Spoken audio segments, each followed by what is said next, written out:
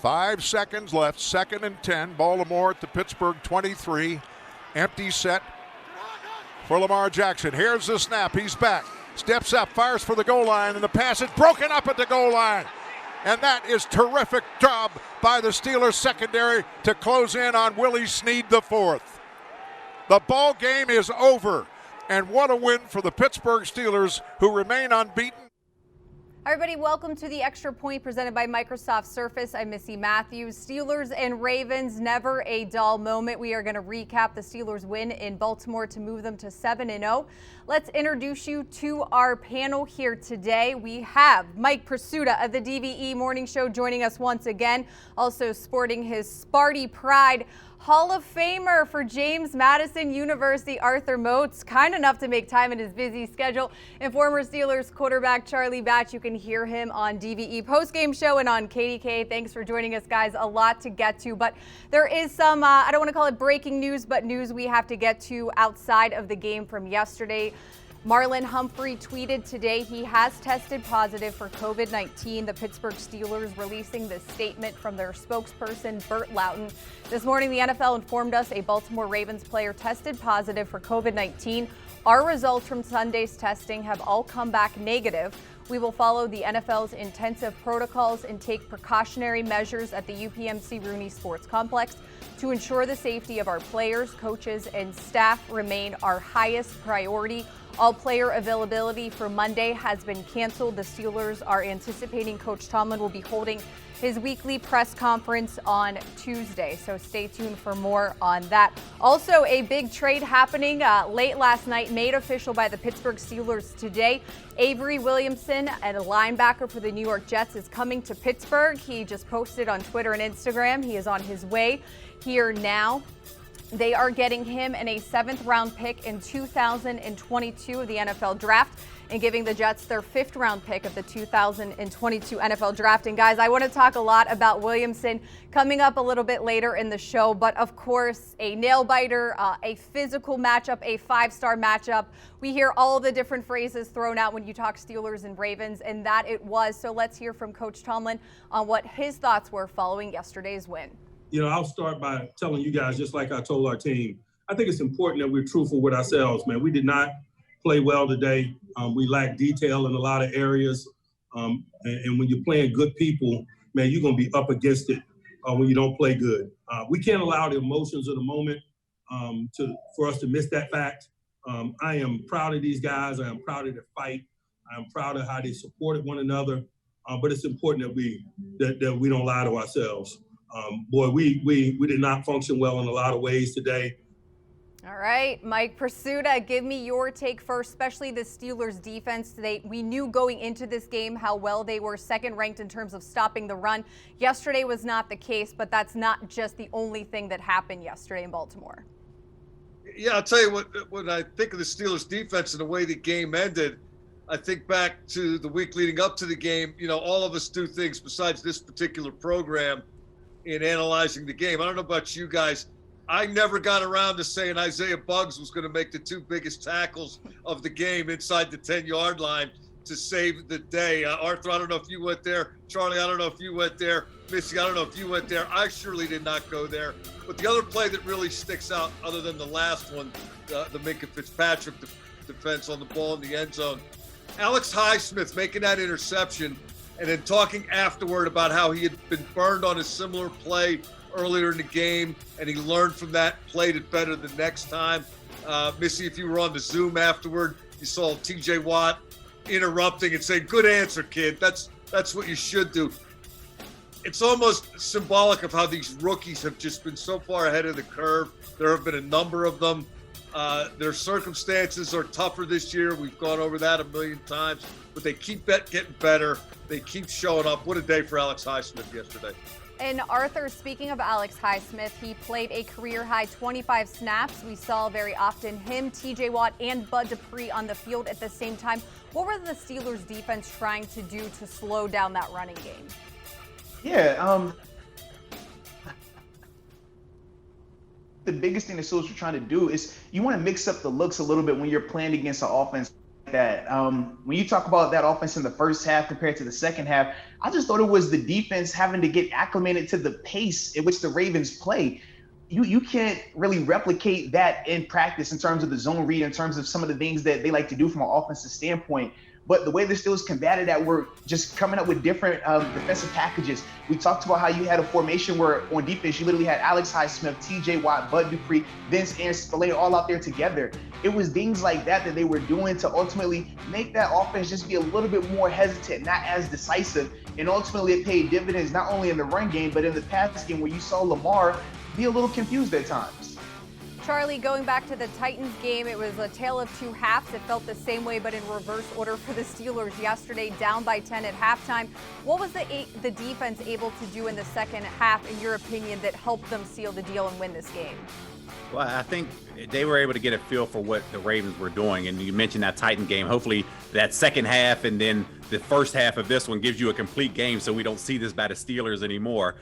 But I think when you look back, I think the thing that caught the Steelers off guard, especially the Ravens coming off of their bye week, those zone runs that they were having, because that was something they showed a little bit differently, and they were able to gash the Steelers in that perspective. But once they were able to nail down, they were able to get and control that Ravens offense. I tell you who actually played a phenomenal game to me as I was watching it, Stephon Tuitt. He was all over the place. Tyson went out early, and he was all over the place, very disruptive in the running game. And obviously in the passing game, he was able to get after the quarterback. Man, that is my player of the game because he was all over the field yesterday.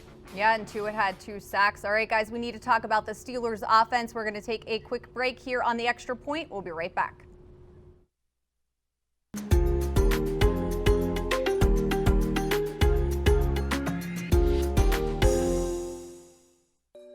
The Steelers official mobile app is your window into your favorite team.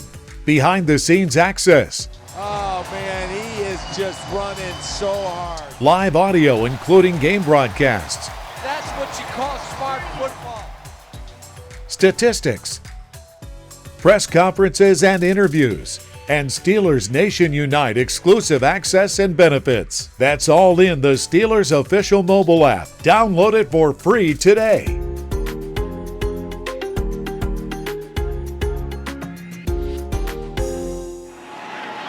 Claypool lines up to the right, and again they go empty. This has been so effective in the second half for Ben and company. Looking right, going right, end zone, touchdown. It's Claypool with the touchdown catch. What a throw. Great call.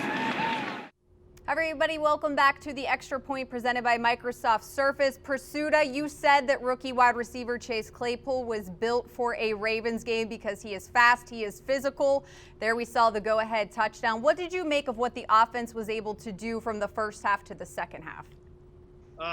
Pretty much what Ben Roethlisberger was able to make it do. They've been trying to get away from Roethlisberger throwing every down and nothing but a 5 wides look in an empty backfield, but at least they know they can still do that when they really need it. And I thought it turned the game yesterday. And one of the reasons it was able to do so was those receivers held up against a very tough and a very physical secondary. Yes, they got the ball out of Chase Claypool's grasp early in the game, but even then he had the 2 hands on it. You saw Juju Smith-Schuster catching the ball and running down the field. You're not punching this out on me this time. James Conner was doing that. I thought Smith-Schuster was phenomenal, Missy.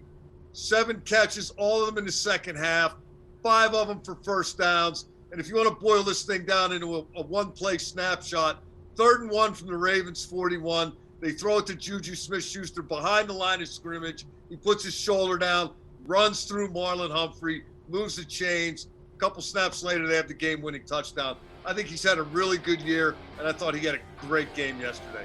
Arthur, speaking of the Steelers offense, was there anything from the Ravens side on their defense they were doing to disrupt maybe the rhythm that we have seen the Steelers offense get into this year?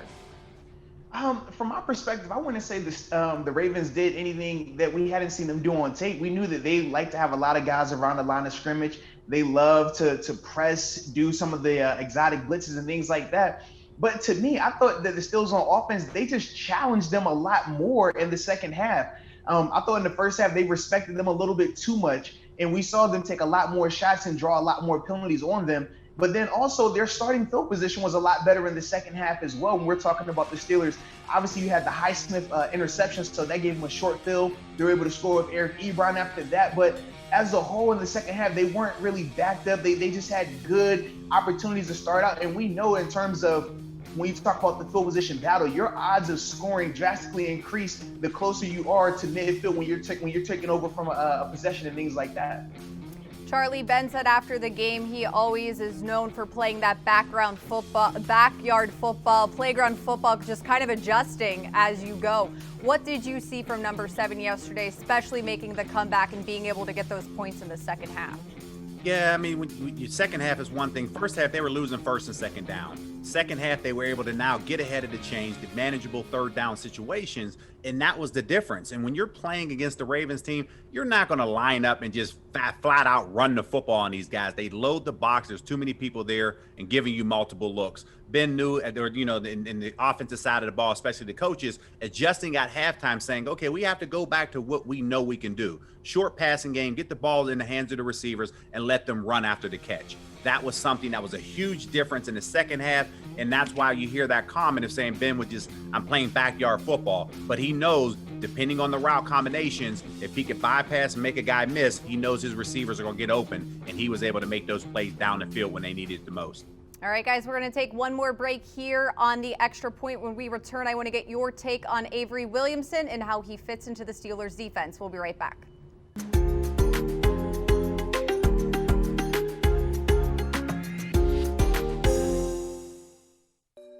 The Steelers official mobile app is your window into your favorite team. Behind-the-scenes access. Oh, man, he is just running so hard. Live audio, including game broadcasts. That's what you call smart football. Statistics. Press conferences and interviews. And Steelers Nation Unite exclusive access and benefits. That's all in the Steelers official mobile app. Download it for free today.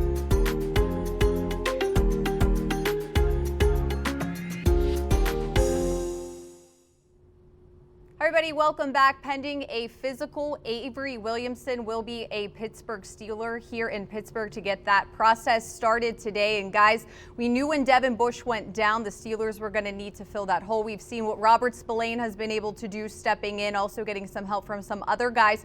But let's take a look at Williamson's stats, most recently with the New York Jets. Game started 6 out of 7 this year. Solo tackles 36, combined tackles 59, 3 passes defended, and 1 interception. So Prisuta, I'll start with you. Not knowing anything here about what the coaching staff is thinking, how would you use Avery Williamson in the Steelers defense?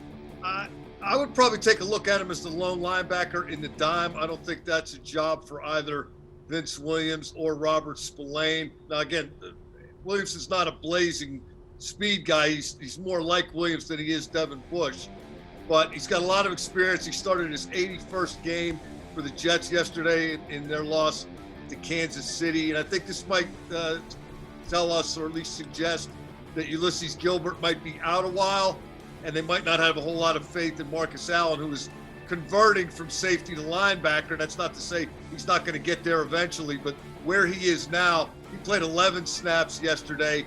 Last year, Missi, they had 3 inside linebackers for 2 spots, and they came up with a nice division of labor between Mark Barron, Vince Williams, and Devin Bush. At the very least, this gives them experience depth, but maybe it's a way to get more out of everyone, more of a communal effort to try to fill the void, for Bush's absence. Arthur Williamson also spent some time down in Tennessee. He's been a defensive play caller before, the quarterback of the defense. Where do you think he fits in with this Steelers defense right now?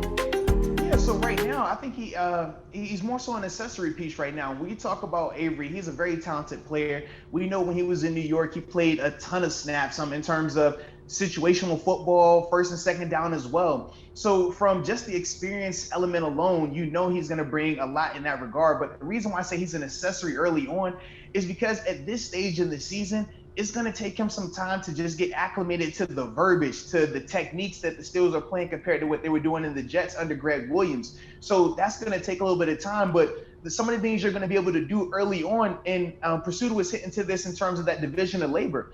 if you feel in this situation that he gives you a little bit more from a coverage standpoint, well, you're going to probably use him in some of those sub-package balls early until he gets up to speed with the rest of the defense, until you feel comfortable from a defensive standpoint. The mental errors, man, when you blow assignments, that's the quickest way to get you beat. And ultimately with the new guy, you have to worry about that a little bit more. Not to mention, Charlie, there's going to be COVID protocols that he's going to have to go through before he can even step foot in the building with his new teammates. Where do you think he fits in with the Steelers defense? Yeah, I think when just by looking at him coming in, he's excited, essentially going from the outhouse to the penthouse, leaving the Jets and coming over here to an undefeated team. So he's excited about that and eager to learn. So with me, the one thing that I will expect him to spend a lot of time, not only with the coaching staff, but I expect him to spend a lot of time with Bud Dupree. They were former teammates at the University of Kentucky. So they are going to learn that verbiage and what that means and how he's eventually will get on the field. So I expect to see a small package for him just to see what he's capable of doing. And then from there, because at the linebacker position, you cannot play hesitant. You can't think at that position, because that if you do, that opens up that play action game behind you, and you can't be a split second slow in that particular perspective. So it's good to see him here, 14.5 sacks that he has in his career. So at some point he's going to be on that field. But to Mike's point, that led to me, I think that is a little bit something else is going on with Ulysses Gilbert's back, that maybe this team is a little uncertain as far as how he's going to hold up through the end of the year. Arthur, I see you shaking. Do you want to add something to that? Yeah, man, I'm just agreeing with Charlie, man, when he was talking about you having to be able to play fast and not think at that linebacker position. Those are some of the challenges that he's really going to have early on in terms of, we hear Coach Simon talk about getting on a moving train. At that linebacker position, just some of the intricacies of it, man, depending on what they were teaching in New York in terms of how the guys in front would take on blocks, were they spilling it, were they hammering the block, things along that. For a linebacker, you want to be able to just know that this guy's going here and you're playing downhill. But right now, it's going to take him a little bit of time to get up to speed in that regard and ultimately remember everything and forget what he had in New York as well. All right, Prisuta, I know we told everyone to plan to play fill in the blank today. There was some breaking news that changed things, but you made a nice whiteboard, so we're going to let you show your word and explain it quickly before we wrap here. You asked for a word last Thursday before the game. I said relentless, and guess what? It held up. And you have very nice penmanship. 60 minutes, every snap, no matter what happened on the last snap, play as hard as you can the next snap. That's Steelers-Ravens football, where they really measured up in terms of what they had to deliver throughout the course of the game. Mike, put that sign up one more time. Missy, we have to compliment him on staying in between the lines. That is beautiful right there. Yeah, Michigan State, the Steelers, there was a lot going on for him this weekend, so I'm sure the adrenaline is still running in Prisuta right now. It is. You're right. All right, guys, thanks so much for joining me today on the Extra Point to recap the Steelers win over the Ravens. We will see you next week here at 4 p.m.